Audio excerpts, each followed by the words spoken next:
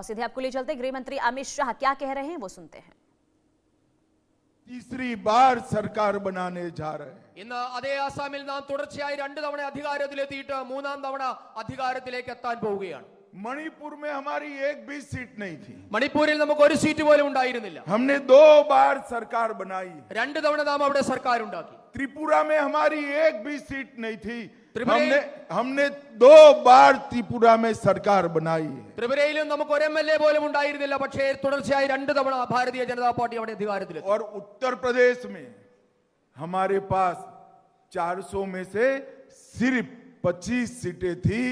वहां पर हमने 2 बार सरकार बनाने का काम किया है।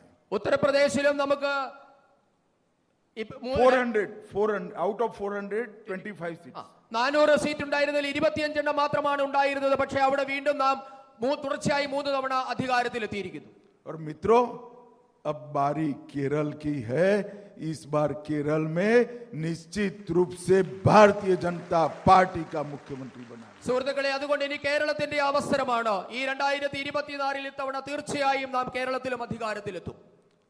केरल में ये बदलाव सिर्फ शहर तक सीमित नहीं है।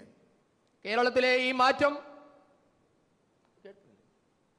अर्बन एरिया तक सीमित नहीं है। കേരളത്തിലെ ഈ മാറ്റം നഗരപ്രദേശങ്ങളിൽ മാത്രമുള്ള ഒരു മാറ്റമല്ല. हमने 30 ग्राम पंचायतें जीती है। നാം 30 ഗ്രാമപഞ്ചായത്തുകൾ വിജയിച്ചു കഴിഞ്ഞിരിക്കുന്നു. 2 म्युनिसिपालिटी जीती है। 2 മുനിസിപ്പാലിറ്റികളിൽ അധികാരത്തിലെത്തി.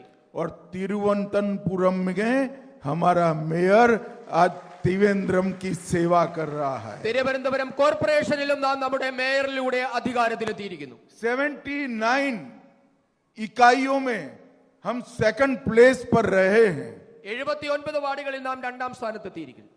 और 79 പഞ്ചായത്തുകളിൽ നാം 2-ാം സ്ഥാനത്തെത്തിയിരിക്കുന്നു.